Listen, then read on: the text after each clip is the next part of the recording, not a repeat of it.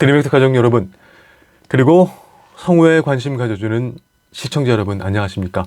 저는 성우 임진웅입니다. 여기는 드림액트 성우학원이고요. 저는 이곳에서 성우를 꿈꾸는 지망생들과 같이 연기하면서 공부하고 있습니다. 조심스럽게 유튜브 채널에 문을 엽니다. 여러분들과 조금이라도 소통하고 다가가고 싶은 작은 마음으로 방송을 시작을 하는데요. 어떤 콘텐츠로 다가갈까 생각을 하다가 처음은 역시 그래도 저의 본업이죠. 낭독 콘텐츠가 되지 않을까 생각을 하고 시작을 합니다. 저는 살아가면서 좋은 글귀는 그 사람한테 큰 힘을 전해준다고 생각합니다. 그런데 그보다 더 좋은 것은 그 좋은 글귀를 자신의 진심을 담아 낭독하는 것이고, 그보다 더더욱 좋은 것은 좋은 사람들과 함께 그 글을 함께 낭독하는 거라고 생각을 합니다. 그래서 여러분들께 어떤 책을 소개해 드릴까 나름 생각을 했었는데요. 얼마 전에 아주 반가운 기사를 봤습니다. 한국 추리문학사에서 독특한 위치를 점유해온 서미애 작가의 잘 자요 엄마라는 추리소설이 프랑스 문단에 진출했다는 아주 기쁜 소식을 봤습니다. 프랑스 문학 하면은 순수 문학이고 굉장히 수준 높은 문학 시장이라고 알려져 있는데요. 거기에서 수많은 출판사들의 경쟁 끝에 판권이 수출됐고, 또 프랑스 도서에 당당히 전시가 되는 반가운 소식을 들었습니다. 그래서 이번 참에 서미애 작가의 글을 소개해 드릴까 생각했는데요. 제가 몇 년 전에 읽은 책 중에 아주 독특한 추리소설의 재미를 만끽한 책이 있었습니다. 바로 그 책은 반가운 살인자입니다. 이 책은 영화, 드라마로 더 유명한 서미애 작가의 아주 인간미 넘치는 독특한 매혹적인 이야기들을 담은 추리 단편집인데요. 여기서 몇 편을 소개해 드리는 걸로 첫 문을 열어볼까 합니다. 자, 여러분, 서미애 작가의 독특한 이야기, 추리소설을 한번 느껴보시죠. 시작하겠습니다. 오늘 소개해드릴 첫 번째 단편은 반가운 살인자 속에 실린 거울 보는 남자입니다.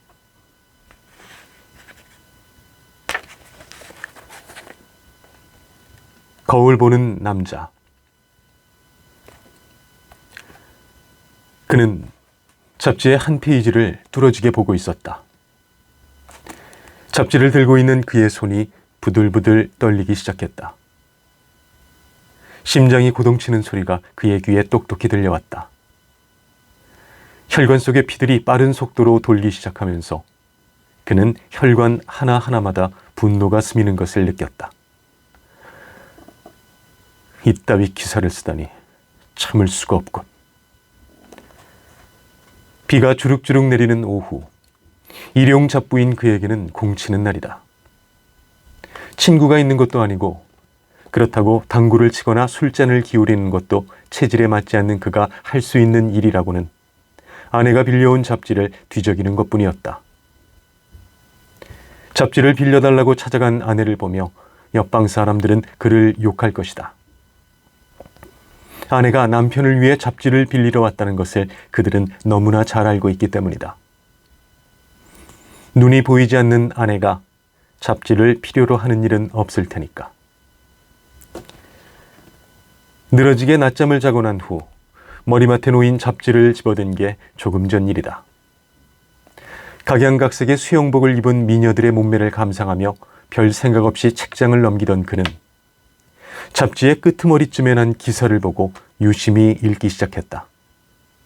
그 기사가 눈에 띈 건 사진 한 장 때문이었다. 자면서 흘린 땀으로 끈적끈적해진 이불을 걷고 한쪽 벽에 기대 앉아 찬찬히 기사를 읽고 또 읽었다. 그는 아무래도 이 글을 쓴 사람을 만나봐야겠다는 생각이 들었다. 충동적인 생각이었지만 그는 자기 안에 무엇이 그런 생각을 하게 했는지 알지 못했다. 허름한 잠바를 걸치고 집을 나선 것은 기사를 읽은 지 30분도 채 지나지 않은 오후 3시경이었다. 빗소리에 귀를 기울이고 있던 아내는 갑작스런 그의 외출에 뜨악한 표정을 지어 보였다. 하지만 그녀는 곧 남편의 외출이 이미 정해져 있던 일인 것처럼 익숙하게 배웅을 하며 예의 순한 표정으로 돌아왔다.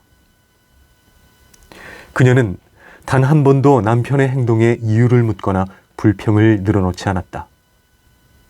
마치 순종만이 그녀가 할 수 있는 전부인 것처럼 늘 같은 표정이다. 아내는 자신이 어떤 표정을 짓고 있는지 모를 것이다. 어릴 때 사고로 눈을 잃었다고 하니 어쩌면 희미하게 자기 얼굴에 대한 기억이 남아있을지도 모른다. 초점을 찾지 못하고 허공을 떠도는 아내의 눈은 때때로 그를 참을 수 없게 만들었지만 그것만 빼면 그런대로 그는 아내를 만족스럽게 여기는 쪽이었다. 산동네에 있으나마나 한 대문이 삐걱대며 그의 불안한 외출을 알렸다. 대문을 나서자 비가 더욱 세차게 들이쳤다. 우산을 받치고 있었지만 비는 계속 그의 어깨와 등을 두드리며 파고들었다. 옷이 젖고 몸에 물기가 스미는 것을 느낄 수 있었다. 큰 길에 나와 공중전화를 걸면서 그는 오히려 빗줄기가 상쾌하다고 느꼈다. 이미 땀에 흠뻑 젖은 그의 몸을 적시는 빗줄기는 면도 후에 하는 세수처럼 시원했다. 버튼을 누르고 신호가 떨어지기를 기다리며 한쪽 주머니에 손을 넣고 지폐가 몇 장이나 남았는지 헤아리고 있을 때 전화기에서 낯선 목소리가 들렸다. 네, 자유표현입니다. 여자의 낭낭한 목소리가 빗소리에 섞여 그의 귀를 때린다. 그는 자신이 본 기사에 대해 이야기를 하고 그 기사를 쓴 사람을 만나보고 싶다고 말했다. 여자는 잠깐 기다리라고 하더니 곧 연락처를 또박또박 불러주었다. 그 기사를 쓴 사람은 현재 M대학에서 교수로 있는 정수일이라고 한다. M대학이라면 그도 아는 곳이다. 그곳의 주차 빌딩은 그가 나른 벽돌과 시멘트로 이루어졌다. 정수일 교수는 범죄학에 대한 강의를 한다고 했다. 그는 잠시 범죄를 연구하는 학문도 다 있는가 생각했다. 대학으로 가는 버스 안에서 그는 자신이 왜 정 교수를 만나려고 하는지에 대해 생각했다. 굳이 이 빗길에 정 교수를 찾아가는 건 왜 그런 기사를 실었는지, 그리고 왜 그의 사진을 실었는지 그 이유를 알고 싶었기 때문이다. 대학교 정문에 도착하고 나서야 그는 현재 대학이 방학 중이라는 사실을 떠올렸다. 어쩌면 정 교수를 못 만나게 될지도 모른다는 생각이 들었다. 꼭 오늘 만나야 할 절실함이 있는 건 아니었지만 그는 정 교수를 못 만나게 되면 어쩌나 하는 우려를 잠깐 해본다. 그러나 다행히도 정 교수는 연구실에 나와 있었다.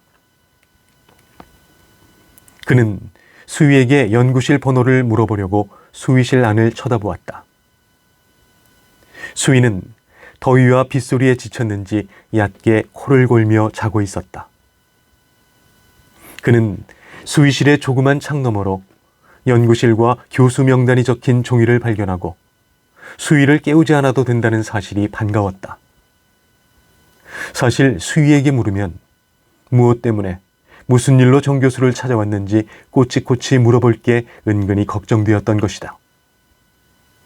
그는 단지 조용히 정 교수를 만나 자신이 그 기사를 보고 불쾌했다는 사실을 알리고 싶은 것뿐이었다. 인기척을 느낄 수 없는 연구실을 지나치며 그는 복도를 울리는 제 발소리를 들었다. 텅 빈 공간에 음침하게 울려 퍼지는 발소리는 동굴 속을 걷는 것처럼 낮은 울림으로 사방에 퍼지고 있었다. 제 발소리에 신경을 쓰면 쓸수록 그는 자신이 이곳과는 너무도 어울리지 않는 이방인이라는 생각이 들었다. 406호. 음악 소리가 낮게 문 밖으로 흘러나오고 있었다. 그 음악은 그에게는 그다지 익숙하지 않았다. 간간히 음악 사이에 울리는 소리만이 그의 귀에 걸려들었다. 서툰 망치질 소리. 그는 망치 소리만큼이나 거칠고 서툴게 문을 두들겼다. 음악 소리는 저만큼 물러나 있었다.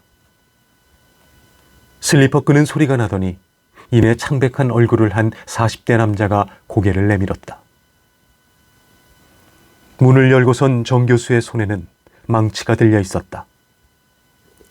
코끝에 걸린 안경을 치켜 올리며 정 교수는 의아한 눈빛으로 낯선 방문객을 쳐다보았다. 무슨 일입니까? 여기 실린 기사를 읽었습니다. 그는 비에 젖어 축 늘어진 잡지를 내보이며 정 교수의 안색을 살폈다. 아무리 햇빛을 안 보고 앉아서 책만 보는 선생이라지만 얼굴이 너무 창백하군 하는 생각이 들었다. 자, 들어와요. 정 교수는 조금 전 태도와는 달리 스스럼 없이 문을 활짝 열었다. 방 안 가득 쌓인 책들이 방 분위기를 더욱 무겁게 했다. 연구실 창밖으로 운동장이 내려다 보이는 비가 보였다. 날씨 탓인지 방 안은 조금 어두웠다. 책상 위에 켜진 스탠드 불빛만이 어둠 한 조각을 갉아먹고 있었다. 앉으시죠. 커피? 정 교수는 손님 대접에 익숙한지 그에게 아무런 질문을 던지지 않고 차부터 준비했다. 물이 끓는 동안 정 교수는 서툰 망치질을 해댔다. 도무지 이런 건 못하겠어요. 자신의 망치질이 한심하다는 듯 정 교수는 푸념 섞인 투로 말했다. 그는 자리에서 일어나 망치를 빼앗아 들고 단 2번 만에 정 교수가 원하는 곳에 못을 박았다. 그에게는 너무나 익숙하고 당연한 일이었지만 정 교수는 망치를 돌려받으며 감탄스러운 표정을 지었다. 솜씨가 좋군요. 사람은 다 타고난 능력이 따로 있죠. 정 교수는 거울이란 놈이 자꾸 떨어져서 이번엔 아예 큰 못을 받기로 했다며 만족스럽게 벽에 박힌 못을 바라보다가 커피를 탔다. 그는 정 교수가 건네주는 커피를 마시며 방 안을 휘 둘러보았다. 방학 중에는 청소를 해주는 아주머니가 자주 오질 않아. 좀 지저분합니다. 그래, 나를 찾아오신 용건은 뭡니까? 정 교수는 그제야 그의 얼굴을 찬찬히 살펴보며 물었다. 그는 잠깐 망설이다 잡지를 펴보이며 말문을 열었다. 이 기사 때문입니다. 그 기사가 왜요? 아주 잠깐 동안 그는 정 교수가 다 알고 있으면서 자기를 놀리고 있는 게 아닌가 하는 생각이 들었다. 그러나 곧 그런 생각을 지우고 그는 자신이 궁금하게 여기는 것을 묻기 시작했다. 여기 보니까 범죄자는 관상으로 알 수가 있다던데. 저의 첫인상은 어땠습니까? 정 교수는 그의 질문에 엉뚱하게도 다른 질문을 던져왔다. 좀 창백하죠? 한눈에 책이나 읽는 허약한 사람으로 보이지 않습니까? 그는 정 교수가 자신의 얼굴에 대해 이야기하는 것을 듣고 조금 놀랐다. 그러니까 우리가 어떤 사람을 보고 받는 첫인상, 그것과 비슷합니다. 정 교수는 능숙한 언변으로 범죄학자들이 규정해 놓은 범죄자의 신체적인 특징에 대해 이야기를 시작했다. 골상학자들은 두뇌는 마음을 나타내는 기관이므로 두상, 즉 머리 모양은 개인적인 인격을 나타낸다고 믿었습니다.